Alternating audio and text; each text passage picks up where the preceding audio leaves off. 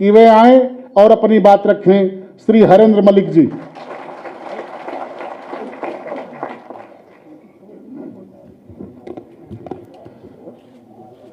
आदरणीय अध्यक्ष जी, समाजवादी पार्टी,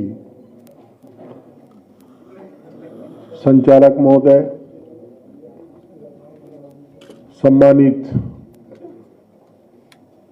मंच, सम्मानित साथियों, आज उत्तर प्रदेश की जनता भारतीय जनता पार्टी के अत्याचारों से त्राही त्राही कर रही है।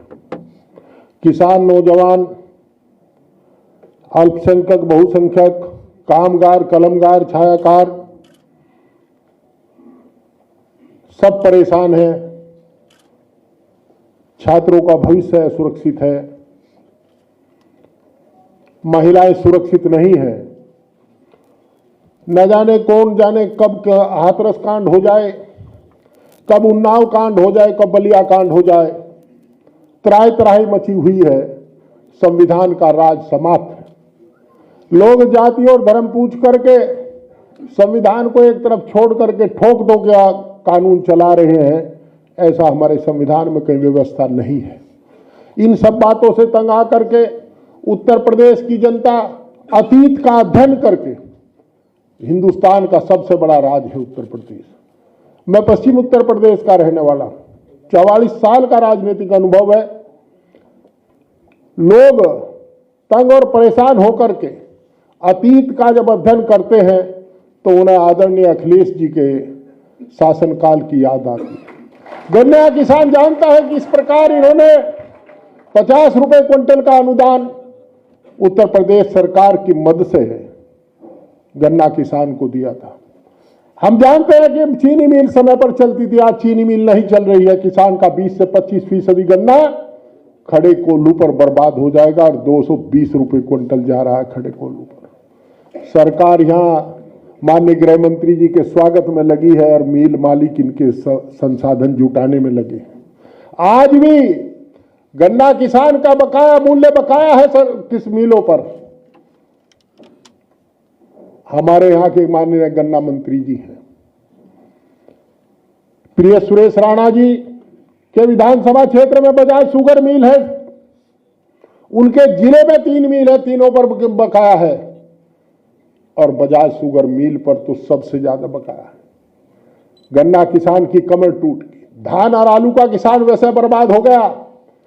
किसान बोलता है चौपाल पर बैठ करके, अगर अखिलेश जी का राज होता तो जो अतिवृष्टि से क्षति हुई है उसमें अनुदान किसान को जरूर मिल जाता। पर मैं भारी मन से कह रहा हूं, मेरा भी धान खराब हुआ है, कोई पूछने तक नहीं गया, कहीं मांग भी नहीं उठी। हम लोग चिंता ये करते हैं कि बिजली का बिल कहां से जाएगा। आज सबकी निगाहें समाजवादी पार्टी की तरफ है।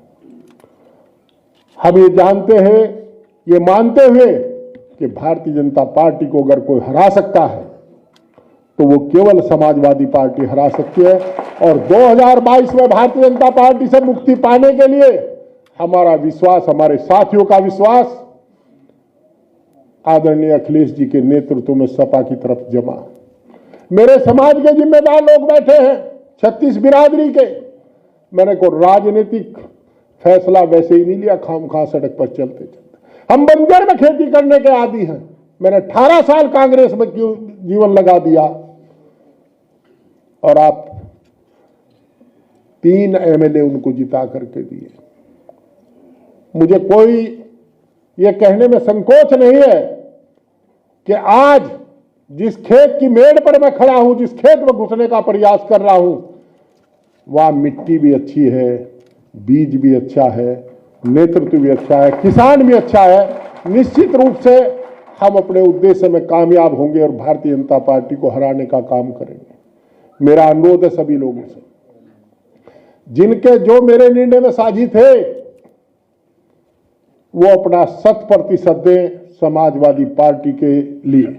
मैंने आज सदस्यता ली है, प्रिय पंकज ने भी ली है, जनाब जिले हैदर साहब ने भी ली है और जिन साथियों ने सदस्यता ली है उन सब की ओर से मैं आपसे वादा करता हूं, आदरणीय अध्यक्ष जी, हम अपना 100% लगा देंगे पार्टी के काम के लिए। हमारे किसी क्रियाकलाप से कभी पार्टी को शर्मिंदा नहीं होना पड़ेगा।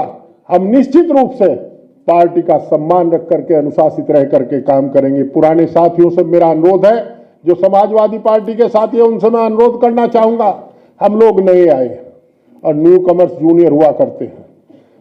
आपका स्नेह, आपका सहयोग हमें मिलेगा तो मेरे साथी कहीं कोई कोर कसर नहीं छोड़ने के। हम लोग मेहनत करना जानते हैं, पसीना बहाना जानते हैं। हमारे पुरखों ने मेहनत की है, हमारे पुरखों ने मेहनत की, और हम उस जमात से आते हैं जो धरती का सीना फाड़ करके इस आशा और विश्वास के साथ कीमती बीज और खाद मिट्टी में मिला दिया करता है और ऊपर से पटरा फेर देता है कि भविष्य हमारा होगा, भविष्य में साथ रहेगा। हम ना कोई लोभ है ना लालच है, केवल संविधान की रक्षा के लिए, उस किसान की रक्षा के लिए, उस नौजवान की रक्षा के लिए जिसका रोजगार छिन गया,